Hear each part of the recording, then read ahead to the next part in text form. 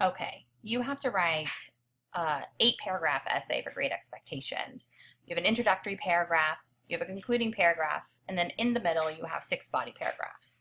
And one of the things that we do at Downey High School is this format called CQT, which you've done before for short stories, and it's been sort of a longer paragraph than you're used to writing. What I'm going to try to go through with you today is one, just what that graphic organizer looks like so you can become familiar and comfortable with it. And then 2, I'm going to go a little in depth in each section of the CQT body paragraph and the introductory and the concluding paragraph. So first, let's go through the actual graphic organizer that you guys have that I've emailed to you. So you have your first paragraph right here, which is your introductory paragraph. Normally with the CQT, with the short stories, you would have that in the very beginning of your paragraph. And then you would have to do that for each short story CQT that you wrote. But because we are now writing a much longer essay, you only have to provide the introductory information one time. It does not need to appear before each CQT body paragraph. So you have your introductory sentence. I want to know the name of the author. You have to imagine myself as the reader has never read Great Expectations. I don't know what you're talking about. And so you have to kind of clue me in on that. Who is the author? What's the title of the work? Remember, this is a novel, so it should be italicized or underlined, not quoted. You want to have something that really gets my attention. You want to kind of think about what is it that you're trying to tell me about this character, Pip, that I want to go, oh my gosh, I can't wait to read the rest of this essay. Then you have your background information. It could be background of the novel, the time period, perhaps, since we know that Dickens had some issues with his own life and finances with his parents and having to go to the debtor's jail and things like that and working at a young age, perhaps you can make some sort of correlation between Pip's experiences and Dickens' life there. And then that brings us to our thesis statement or our claim. Now remember, the focus of our essay is to determine whether Pip was changed negatively or positively by the characters that he meets along the way. And we have 3 stages that we're going to focus on. Stage 1, chapters 1 through 19, is all about innocence. Stage 2, chapters 20 through 39, is about sin and guilt. And then we have chapters 40 to 59, which is all about redemption. So you want to think of those stages and the different characters that he meets, and then which ones can you best argue have either positively or negatively influenced him. And so what your ultimate overhanging picture would be goes right here. This is your claim. This is what you're going to prove as you write your essay. Now it says second paragraph, and in this case it's actually true. This is your first set of CQTs for stage 1. So you're going to come up with a topic sentence, and this is like a little mini claim that I'd like to know. Like, you are talking about how Joe has had an extremely positive influence on Pip, and these are the reasons why. And then your first CQT would be your first reason why Joe has had a positive influence on Pip.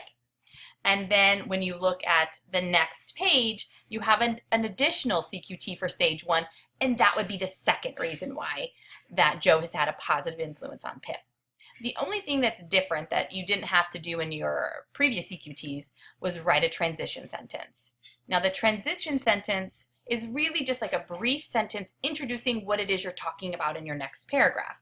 So let's say that you, for example, Joe was kind because he was really worried about Pip becoming something greater than perhaps Joe was. And then so your first CQT here would be all about what Joe does to make Pip a little bit better than Joe himself. So he gets him an education, he, protects him from his sister, all of that sort of stuff. And then your second CQT paragraph for this particular stage is about Joe's kindness and willing to accept Pip as his own, even though it's really his brother-in-law. So this focuses on how he's trying to make Pip's life better. And then the transition would be like a brief introduction saying, in addition to making Pip's life better, he also loved him as if he were his own son. And then that's going to lead into my next CQT. Now, what I like to do when I'm writing a paragraph CQT style is I'd like to focus on my quote first, because if I have an idea of what I'm trying to prove, I can find the quote that helps support that. I can go back in, fill the context in, then I look at my topic and I think, okay, how can I tie my topic in to what I'm saying? I'm analyzing this. This is my critical thinking. This is my thinking with ink kind of moment. And then I have another transition sentence. Now, I am moving on to the next stage, and perhaps I'm going to move on to where Pip has been negatively influenced. I'm going to highlight that with one sentence or so, or a semicolon, most likely a period, saying in Pip was, negatively influenced by so and so and so and so, and these, and kind of leave it there and then continue it on with my topic sentence here. And then I would find 2 examples of how Pip was negatively influenced by one particular character.